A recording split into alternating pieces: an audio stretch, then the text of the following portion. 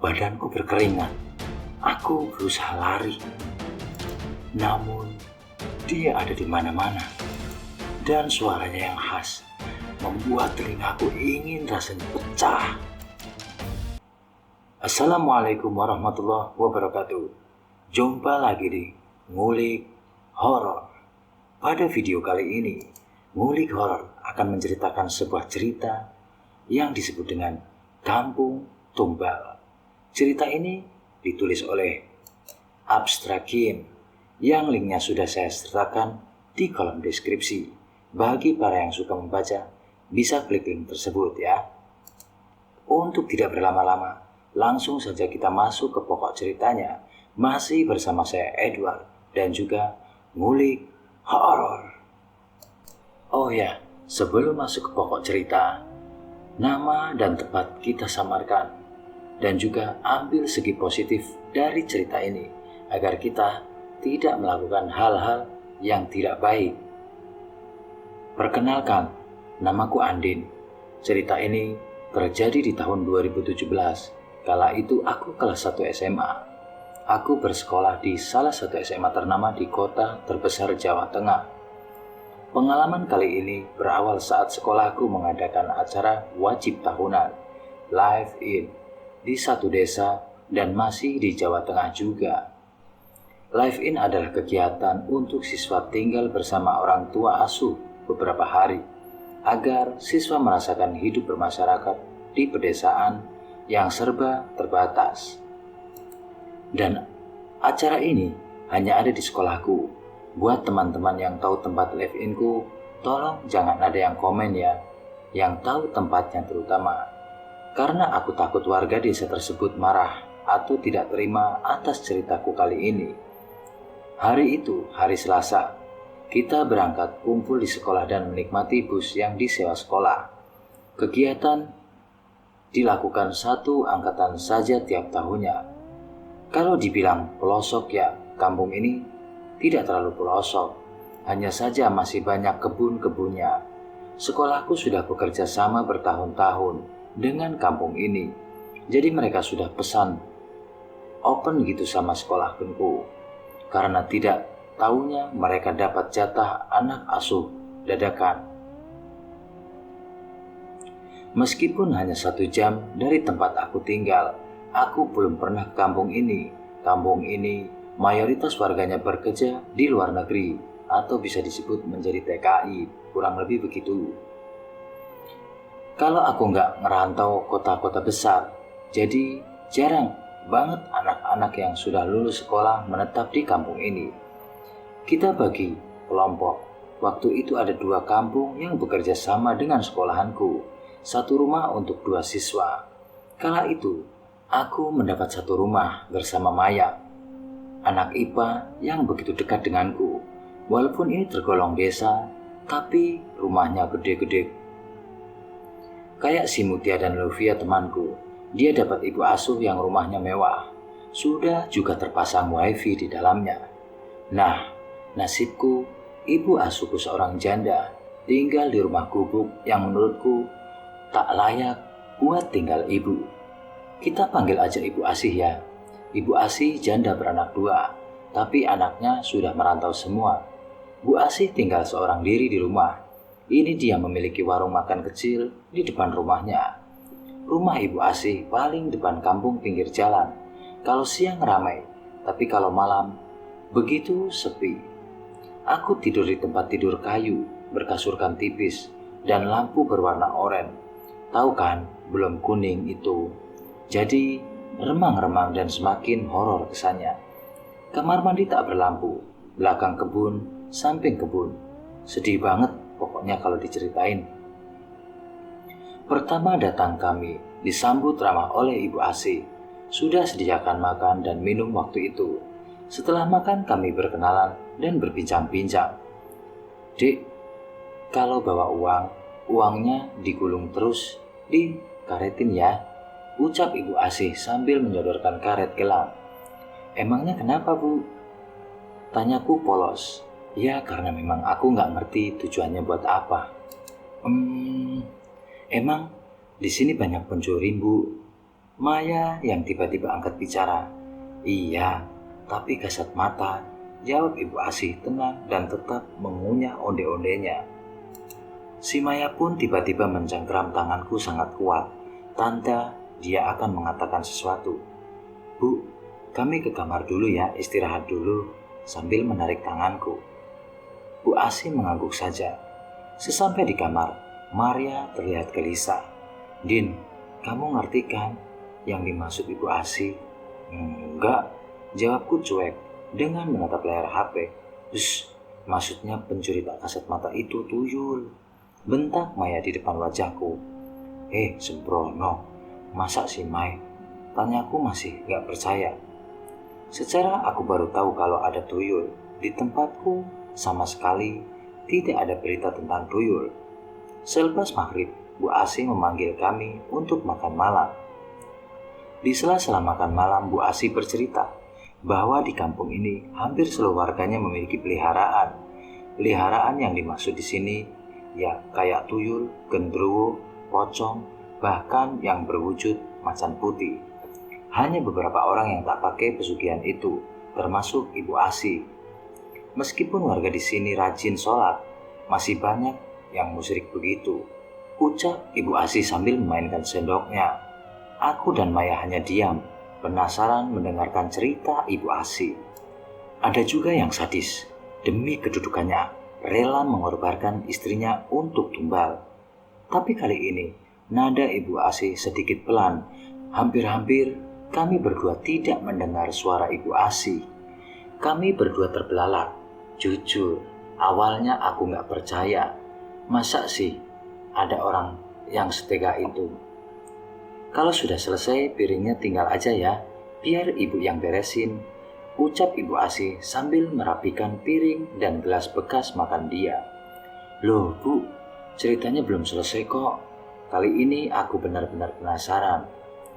Kalian duduk-duduk di depan TV dulu ya, tunggu ibu beresin ini semua. Kami pun mengangguk, meninggalkan Bu Asih yang merapikan bekas makan kita. Kurang ajar banget kan? Udah numpang, gak mau bantuin lagi. Habisnya Bu Asih yang meminta membereskannya sendiri. Kepala desa sini namanya Pak Prapto. Belum 40 hari istrinya meninggal di depan rumah ibu, ucap Ibu Asih yang sedikit was-was. Jujur, aku dan Maya juga takut, tapi sedikit penasaran banget. Jadi gini, belum genap 40 hari istri Pak Prapto meninggal, dan meninggalnya tepat di depan rumah Ibu Asih yang di depan gang kampung ini. Kebetulan Ibu Asih kala itu ada acara dan menginap di rumah saudara selama 3 hari. Menurut beberapa warga, meninggalnya istri Pak Prapto itu sangat tidak wajar. Siang itu, istri Pak Prapto berjalan kaki pulang dari pengajian di tetangga gang sebelah. Dia berjalan sendirian di pinggir jalan, tapi ketika tewas, dia dalam keadaan terlindas truk. Di sini memang sering lalu lalang truk untuk mengambil hasil pertanian dan perkebunan.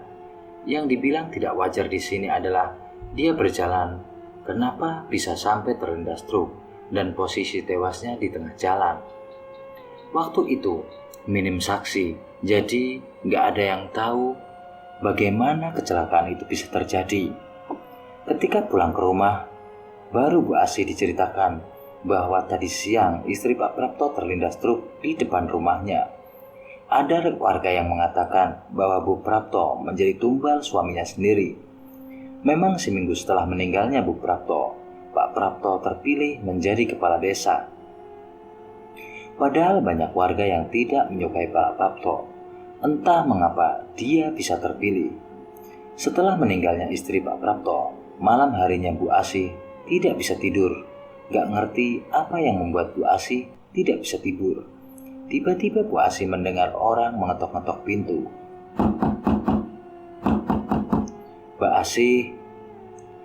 Bu Asih masih mencerna suara itu. Sepertinya tidak asing dengan suara itu. Bu Asih segera bergegas akan membuka pintu. Ketika Bu Asih buka pintu, ia tidak menemukan siapapun di luar. Baru beberapa langkah pintu terdengar lagi, dan ada suara lirih dari luar. Mbak Asih, tolongin aku. Bu Asih terkejut mendengar suara lirih perempuan itu, terdengar seperti Bu Prapto. Bu Asih yang takut, tapi penasaran, akhirnya memutuskan untuk melihat dari tirai jendela. Dan benar saja, dia mendapati Bu Prapto dalam keadaan mukanya yang hancur dan berdarah-darah. Bu Asih yang mendapat hal seperti itu sudah tidak heran, karena kecelakaan tidak wajar seperti itu di depan rumahnya sudah sering terjadi. Seperti anak yang sedang berjalan di pinggir jalan tiba-tiba meninggal dalam keadaan kaki terputus. Ia terputus, kata Bu Asih. Padahal Bu Asih tidak melihat ada truk yang lewat atau suara benturan kecelakaan. Pernah juga kala itu siang hari, ada warga yang berteriak minta tolong bahwa ada orang yang meninggal di depan warung. Orang tersebut tidak sakit atau kecelakaan, tiba-tiba saja meninggal. Namun baunya sudah busuk, sesekali seperti sudah meninggal 3 minggu. Dengan hal-hal semacam itu, sudah tidak asing lagi untuk Ibu Asih. Tiap warga punya peliharaan yang masing-masing. Kalau sudah meminta makanan yang harus dituruti, mau dimakan atau mau mencarikan makanan. Jadi malam itu, aku dan Maya menghabiskan malam untuk mendengarkan cerita dari Ibu Asih. Dek, udah malam, kalian tidur Ki. Kalau bisa usahain, harus tidur cepet ya. Terus kalau ada suara apapun, tolong jangan keluar kamar. Perintah Ibu Asih yang membuat aku dan Maya ketakutan. Aku dan Maya takut dengan apa yang dibilang Bu Asih tentang suara-suara. Mataku masih terbuka lebar malam itu. Kulihat Maya sudah memejamkan mata, tapi seperti belum tidur pulas. Hingga pukul 1 malam, aku masih asik menatap layar HP-ku, hingga sesuatu menggangguku. Suara seorang merintih seperti kesakitan. Awalnya ku dengar suara itu pelan sekali, tapi lama-kelamaan seperti ada di depan kamarku sendiri. Bu Asih, ada apa? Ucapku lirih. Aku beranjak dan akan melihat apa yang terjadi di depan kamar ini. Tiba-tiba Maya menarik tanganku dan berkata lirih, "Jangan." Hampir copot jantungku. Itu Bu Asih menangis. Ucapku kepada Maya, "Shh, itu bukan Bu Asih deh kayaknya." Ucap Maya dengan jari telunjuk di bibir. Tak kuhiraukan ucapan Maya. Ku berjalan pelan mendekati pintu. Kulihat Maya memeluk guling dan mundur ke tembok. Krek, pintu kamar terbuka perlahan. Pada malam pertama ini, sungguh tak bisa kulapangkan seumur hidupku. Harusnya aku menurut saja ucapan Maya. Kulihat seseorang berjongkok dengan muka tertutup tangan. Perlahan aku berjalan dan kupanggil, "Bu Asih." Perlahan-lahan orang yang kukira Bu Asih itu mengangkat wajahnya.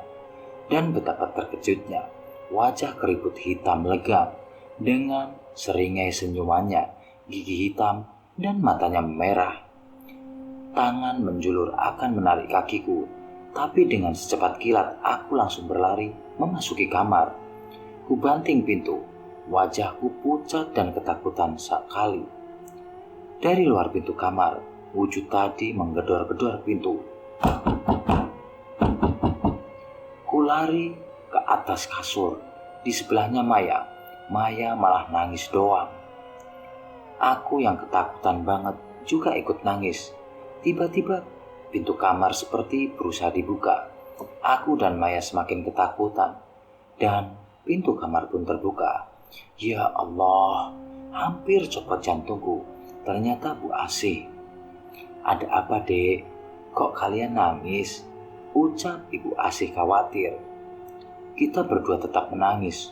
Sudah, kalian tenang dulu aja. Sudah Ibu usir. Itu peliharaan warga sini. Kurang ajar. Siapa yang berani kirim peliharaan ke sini? Ucap Ibu Asih geram. "Bu Asih, saya mau pulang," ucap Maya sambil terus menangis. Kulihat wajah Bu Asih seperti bingung. Aku pun kasihan ke Ibu Asih. Aku tahu yang dia rasain. Dia pasti takut kalau dia salahin orang tua kita. Aku juga tahu ini semua bukan kesalahan Ibu Asih. Udah Mai, di sini kan cuma 4 hari, sabar dulu ya, ucapku menenangkan Maya. Ini hari pertama loh, Din. Jadi, apa kalau kita berlama-lama di sini? Bentak Maya dengan tatapan menangis. Udah Mai, kita istirahat dulu yuk. Udah aman kok. Aku masih bersabar menenangkan Maya. Udah Dek, kalian istirahat dulu ya. Ibu bakal jagain kalian di sini, depan pintu kamar. Bu Asih tidur aja di kamar.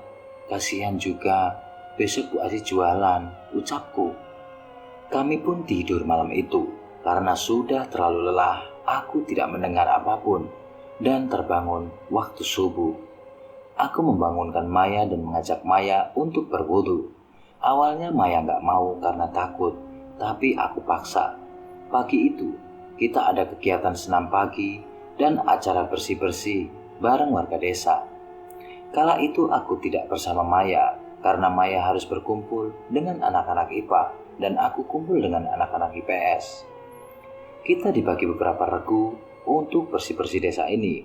Kelompokku kala itu, Mutia, Lutfi, Ayu, Dinar, Faros, dan juga Gilang. Kelompok kita kebagian bersih-bersih desa di bagian depan kantor kepala desa. Yang cowok bagian nyabut rumput dan yang cewek nyapu dan menyiram tanaman. Kita istirahat sebentar di teras kantor itu. Tadi malam aku gak bisa tidur nyenyak. Keluh Gilang. Emang kenapa? Tanya anak-anak. Masa tiap aku merem, ngerasa kepalaku ada yang ngelus-ngelus. Pas kubuka mata, gak ada siapa-siapa. Ucap Gilang. Ih, serem.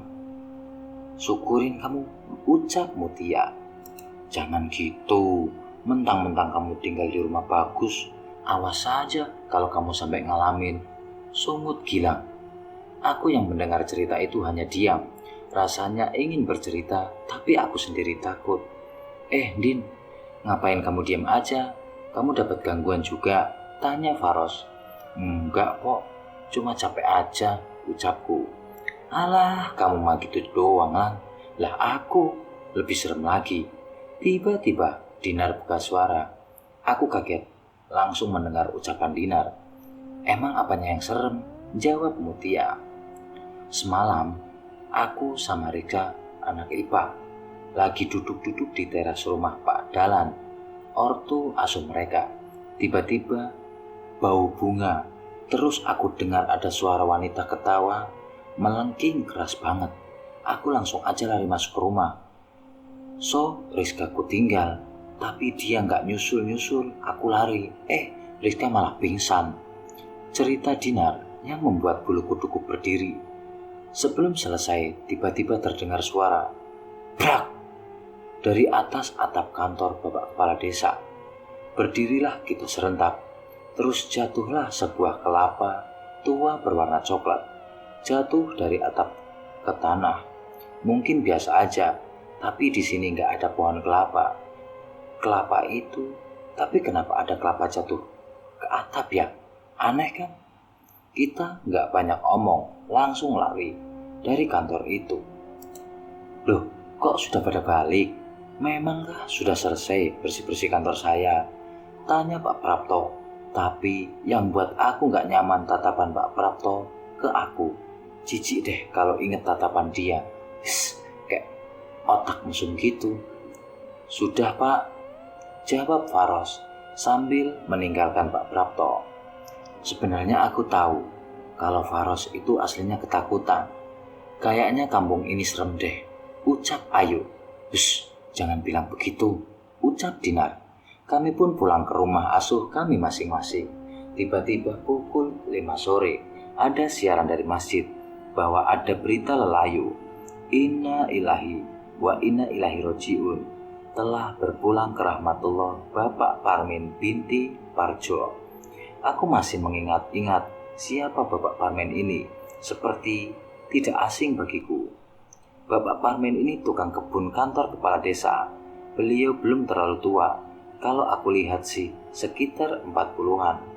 Kaget, Perasaan tadi siang barusan lihat masih ada di kantor kepala desa. Ya, memang takdir hanya Allah yang tahu. Tapi tadi terlihat sehat-sehat saja. Mai, padahal tadi aku masih ketemu beliau loh. Dan beliau sehat, ucapku ke Maya yang sedang bermain HP di kamar. Masa sih, aku malah gak tahu orangnya yang mana, ucap Maya. Dek, tiba-tiba Ibu Asih memanggil kami.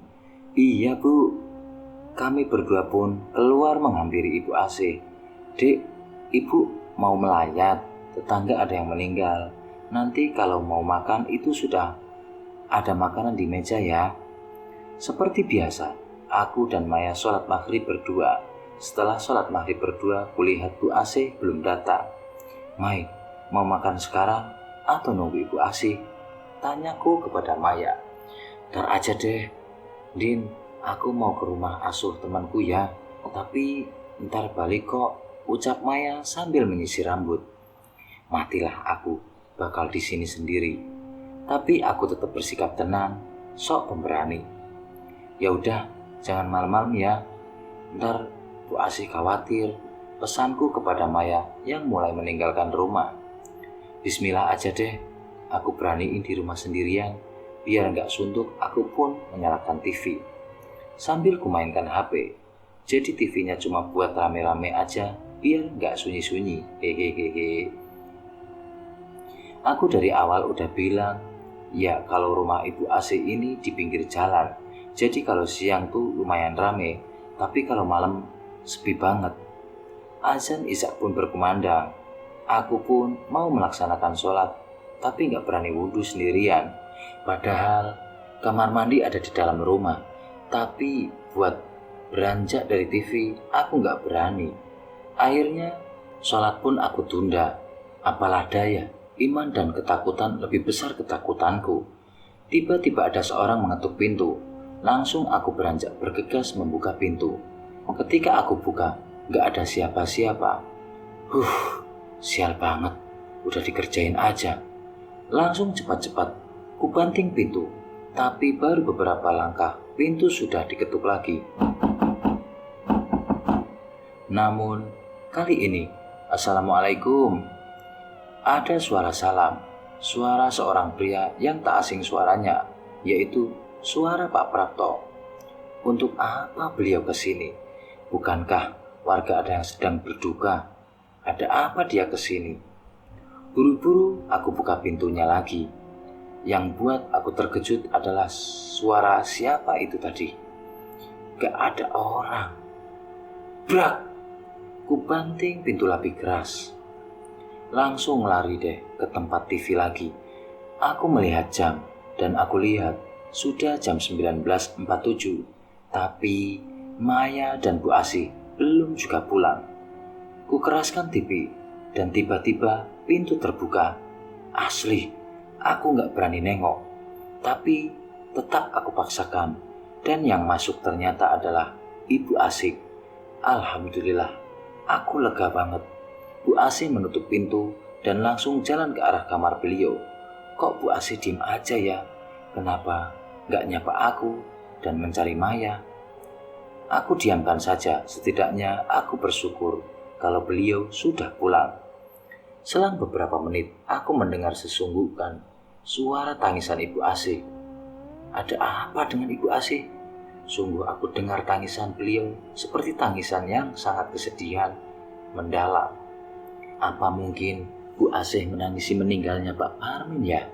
Aku pun ikut merasa berduka. Kasihan Ibu Asih. Ingin rasanya saya samperin, namun aku urungkan niatku. Merasa tidak sopan aja gitu. Aku perlankan TV dan mendengarkan tangisan Ibu Asih. Sungguh aku merasa iba. Tiba-tiba HP ku bergetar. Pesan WA dari Maya. Maya, cuy, aku pulang jam 10 ya, ntar. Aku pun menjawab, oke, Bu Asih udah pulang kok, tapi beliau menangis. Sampai di situ, Maya tidak menjawab pesanku. Tiba-tiba HP ku berdengering. Panggilan WA dari Maya. Loh, Bu Asih emang udah pulang, Din? Udah tuh, Mai. Tapi beliau lagi sedih banget. pulang-pulang langsung nangis.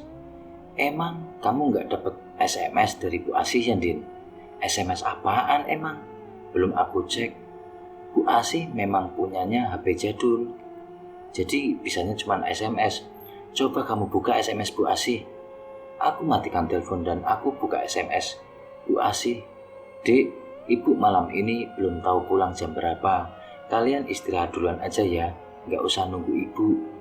Kulihat pesan 5 menit yang lalu. Terus yang masuk ke kamar Ibu Asih dan menangis siapa?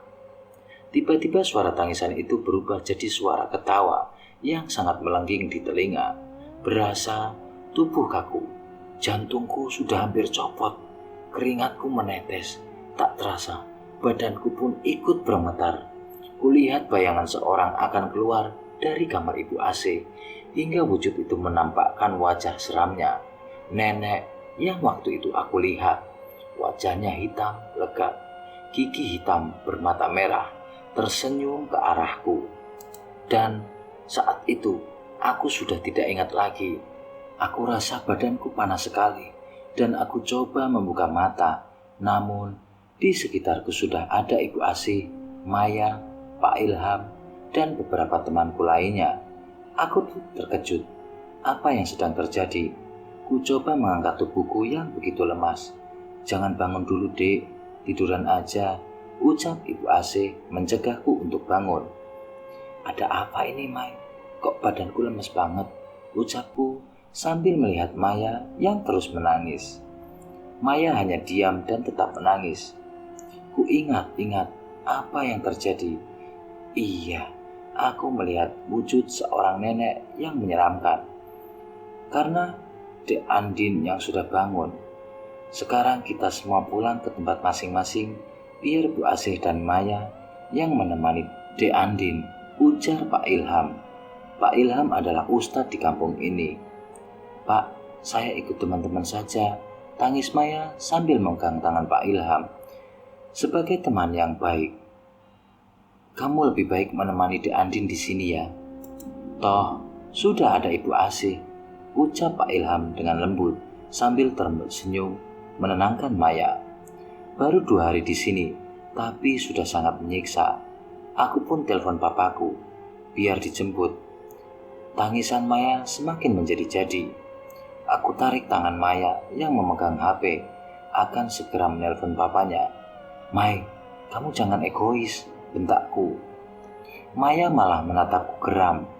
Mai, kamu harus mikirkan kita semua, Bu Asih, sekolahan kita, dengan tindakan kamu seperti itu. Yang ada malah jadi kasus yang sangat merugikan untuk warga dan sekolahan kita. Sedikit kesal aku kala itu. Kulihat Bu Asih meneteskan air mata. Emang cuma mereka yang dirugikan. Kalau aku menjadi tumbal orang sini gimana? Kamu mau mati konyol karena jadi tumbal? Maya semakin memanas. Dari awal aku di sini udah yakin kampung ini kampung tumbal. Semua warganya saling menumbalkan keluarga atau saudaranya. Dan asal kamu tahu, anak Ibu Asih itu bukan merantau, tapi meninggal karena jadi tumbal, teriak Maya. Kulihat Ibu Asih langsung menatap Maya dengan penuh kemarahan. Kamu jangan sok tahu dan asal bicara ya. Api marah membakar wajah Ibu Asih. Saya sudah tahu semuanya kalau anak ibu meninggal karena jadi tumbal bapak sendiri, dan suami ibu meninggal karena tidak memberikan tumbal. Aku tidak percaya dengan apa yang aku dengar barusan. Prak! Ibu Asih menampar Maya. Tolong kamu pergi dari rumah ini dan jangan pernah tinggal di sini lagi. Saya tidak sudi mengasuh kamu.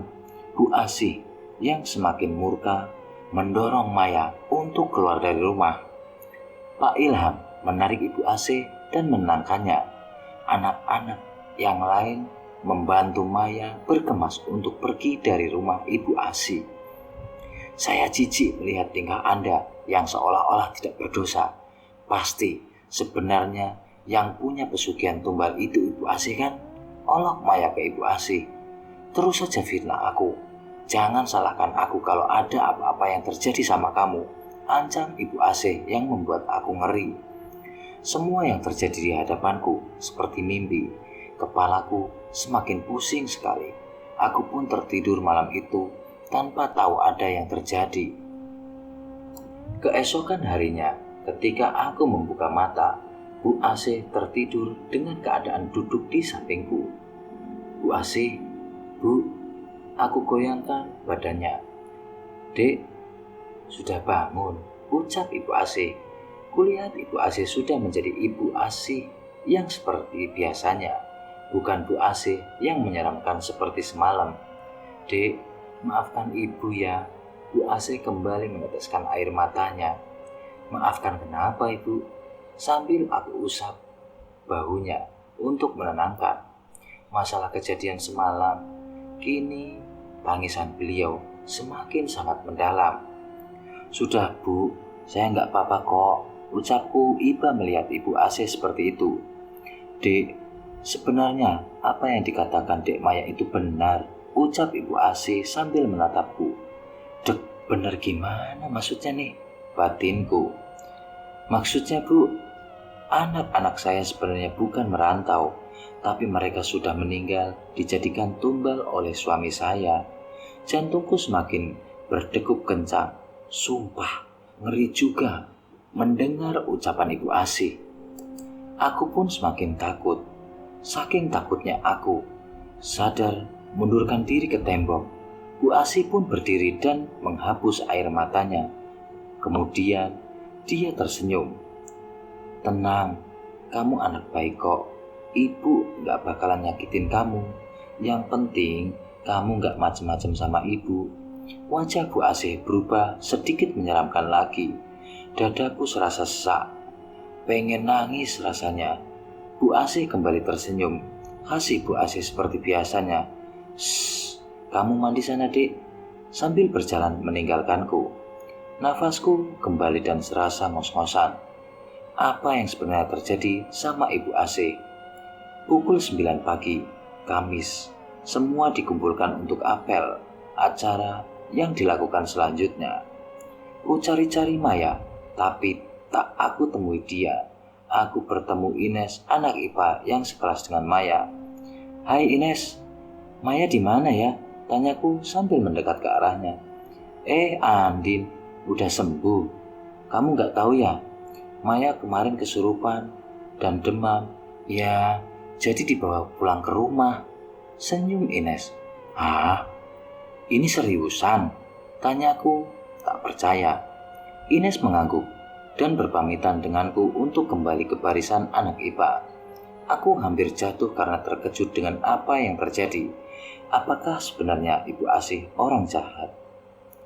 Tak bisa aku percaya. Saat ini aku harus berhati-hati dengannya. Hari Kamis, yaitu hari ketiga kami di kampung ini.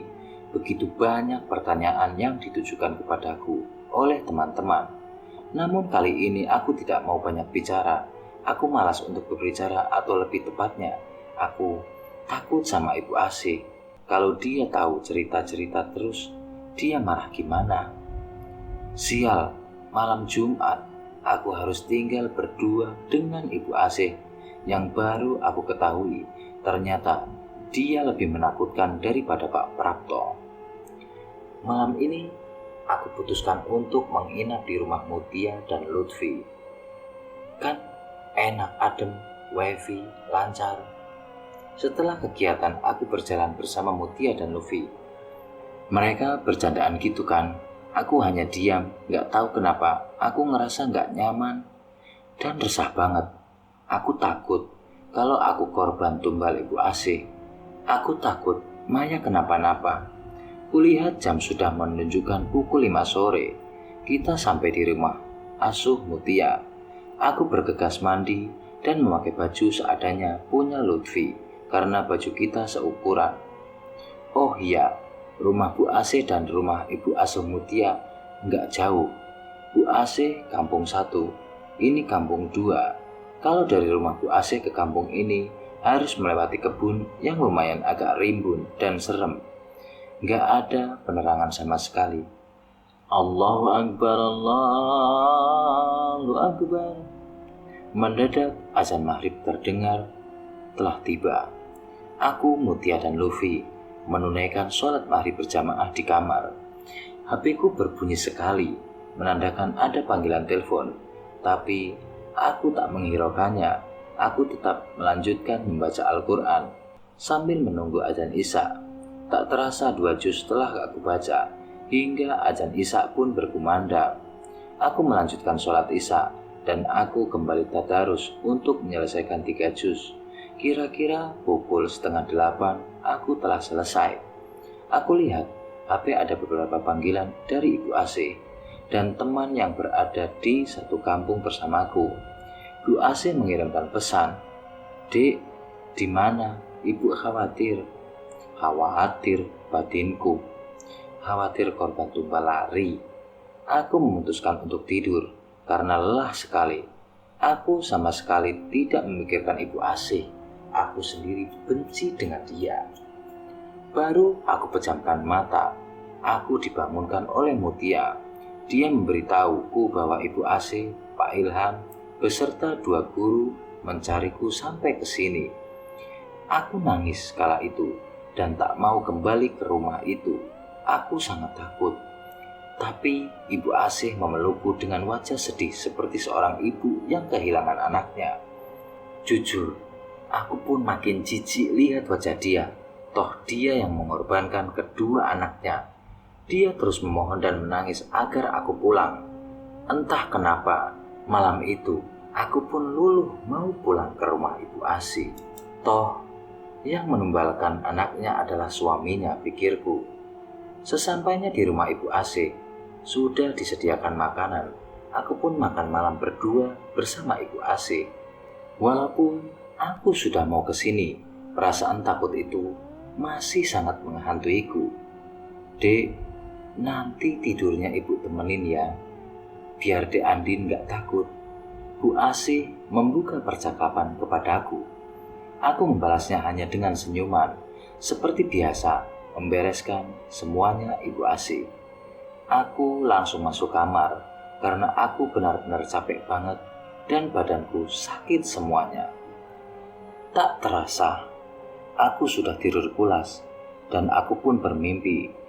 Di dalam mimpiku, aku bertemu nenek yang menyeramkan kemarin. Dia tertawa-tawa melihat wajahku. Badanku berkeringat dan aku berusaha lari. Namun, dia ada di mana-mana dan suaranya tertawa khas membuat telingaku ingin pecah. Aku pun berteriak hingga terbangun dan Ibu AC sudah ada di sampingku. Dia memelukku, badanku panas dan berkeringat banyak. "Siapa yang berani mengirimkan itu ke sini? Awas aja," gumam Ibu AC seperti waktu itu. Aku salah menilai Ibu AC. Ternyata beliau benar-benar mengkhawatirkanku. Kemudian Ibu AC mengompres keningku dan menemani malamku. Hingga pagi subuh aku terbangun. Badanku sudah enak kala itu. Aku mengambil air wudhu dan sholat subuh. Hari ini hari terakhir aku di sini. Tidak ada kegiatan. Hari terakhir ini aku habiskan dengan menonton TV dan bermain HP. Tiba-tiba aku dapat pesan dari Maya. "Malam ini puncaknya pertunjukanmu di situ. Awas, Bu AC mengawasimu terus. Kamu harus berhati-hati." "Kamu ngomong apa sih, Mai? Aku gak ngerti deh." Aku tunggu hingga setengah jam, tetapi Maya tidak membalas. Bu AC di warung depan sedang berjualan. Tiba-tiba aku dengar ada orang meminta tolong. Aku pun berlari keluar. Betapa terkejutnya, seorang jatuh dari motor di depan rumah Ibu AC dengan keadaan badannya hancur. Aneh bukan? Aku tidak mengenali orang tersebut. Namun yang aku tahu, dia seorang perempuan. Namun aku dengar orang-orang menyebut nama dia Mbak Tuti. Aku ingin muntah dan pingsan kala itu karena melihat kecelakaan yang tragis seperti itu. Bu Asih mengajakku untuk masuk ke rumah. "Bu, Mbak Tuti itu siapa?" tanyaku. "Itu sekretarisnya Kades, Pak Papto. Kemarin istrinya terus Joko pegawai kantor desa, Pak Parmin tukang kebun kantor kades, sekarang Mbak Tuti sekretaris dia. Emang kejam si Prapto. Bu Asih geram. Aku diam mendengarkan cerita Ibu Asih. Dari tadi, aku di warung dengar ada suara tabrakan. Tapi kok aneh, si Tuti ibu bisa hancur badannya, ucap Ibu Asih. Aku mual mengingatnya. Sekarang ini, kamu yang diincar Pak Prapto, Dek. Aku yakin itu. Beberapa kali kiriman dia menyerangmu, ucap Ibu Asih sambil menatapku tajam. Lemaslah langsung badanku. Apa salahku sampai mau dijadikan tumbal? Sumpah, geram banget sama Pak Prapto. Pengen aku bunuh duluan dia. Terus saya harus gimana ya, Bu? Saya takut. Rengekku kepada Ibu Asih. Tenang saja, nanti kamu saya yang bantu, jawab Ibu Asih penuh percaya diri. Aku jadi merasa bersalah dengan kebencian dan tuduhan burukku kepada Ibu Asih. Bu Asih yang sangat tulus ternyata. Sore itu, Ibu Asih menyiapkan sesajenan di meja makan dan ada darah ayam. Dek, Ibu harus meminta darahmu buat mengusir peliharaan Pak Prapto, ucap Ibu Asih. Terus caranya gimana, Bu? Sobek dikit pakai pisau ya. Dikit kok, yang penting darah kamu keluar, ucap Ibu Asih. Aku pun mengikuti permintaan Ibu Asih. Bu Asih menyalakan 2 dupa dan juga kemenyan. Aku harus duduk di meja itu depan sesajenan. Di depanku menyala menyan dan darahku dan darah ayam.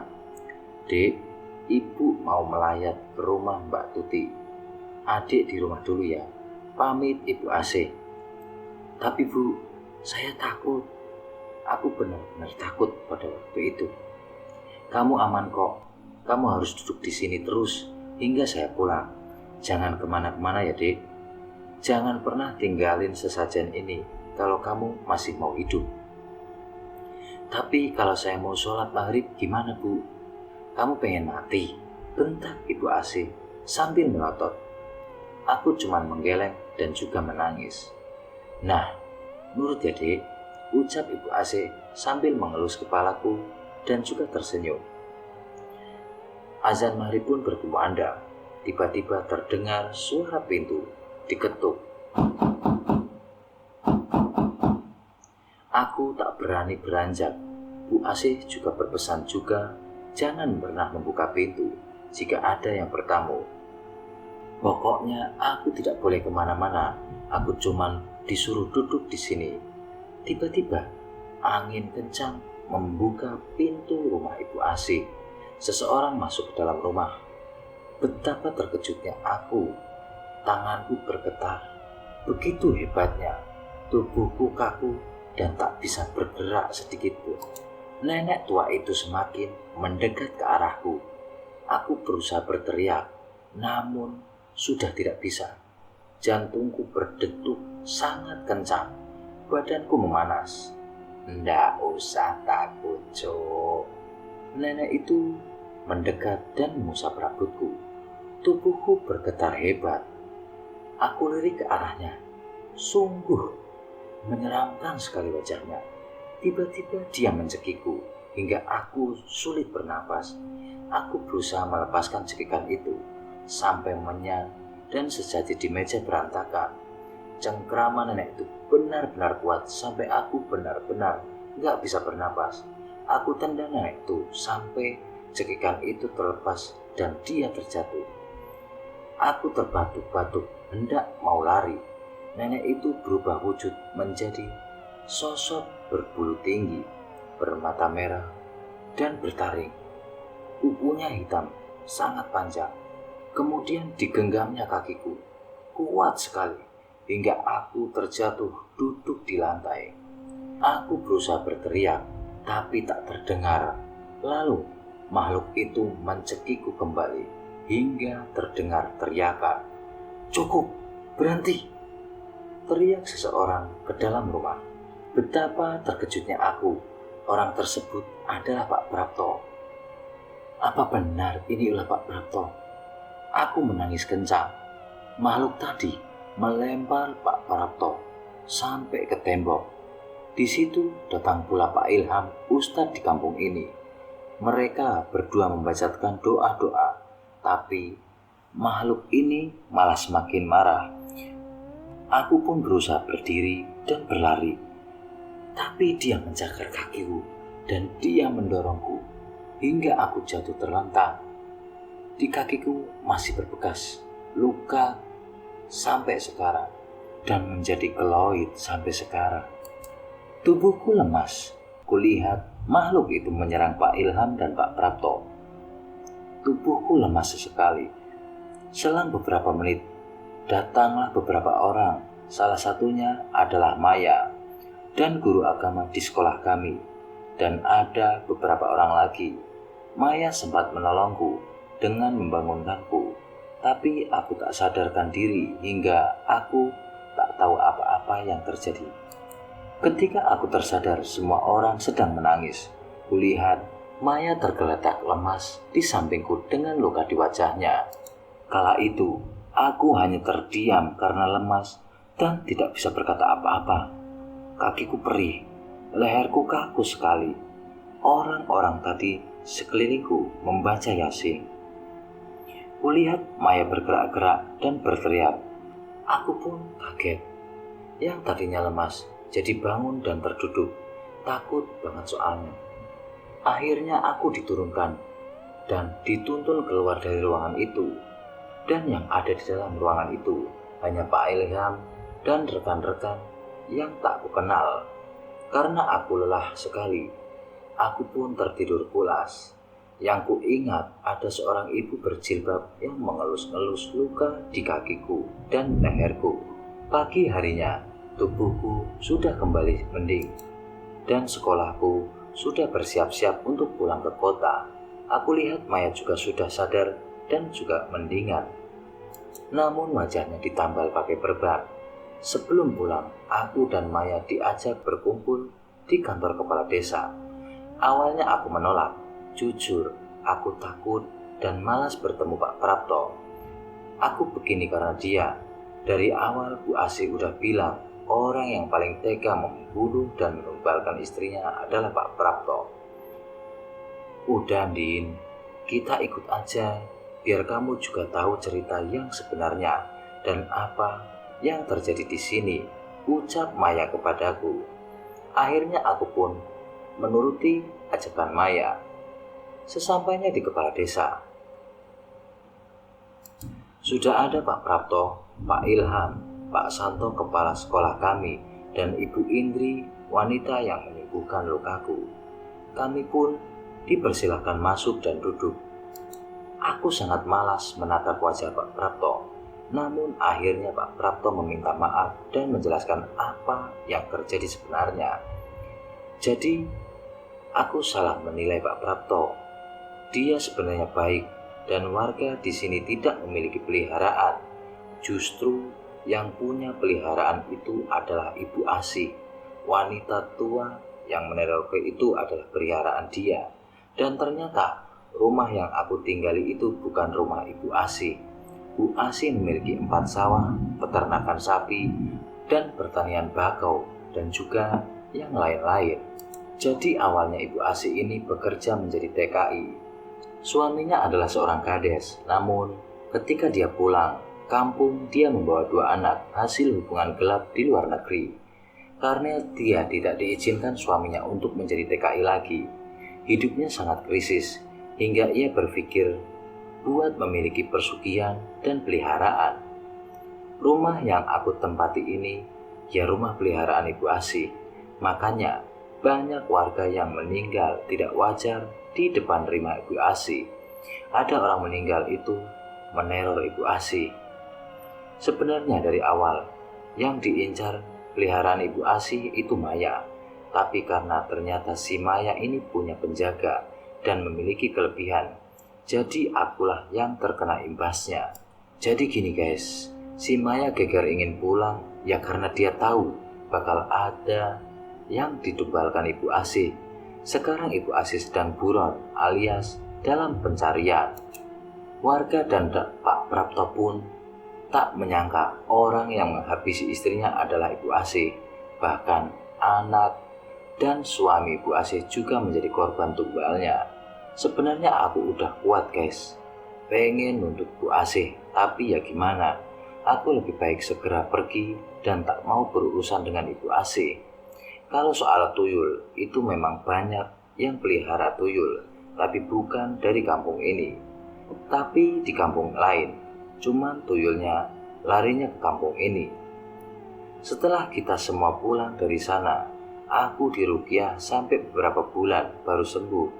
Dan yang serem, Bu Asih masih sering SMS aku. Karena aku takut dan masih ada trauma, jadi aku memutuskan untuk ganti nomor HP. Dan dengar-dengar dari adik kelasku yang live in di tahun berikutnya, depan gang kampung sudah bukan rumah tapi masjid, dan tidak ada lagi orang tua asuh yang bernama Ibu Asih. Begitulah sekitarannya threadku kali ini.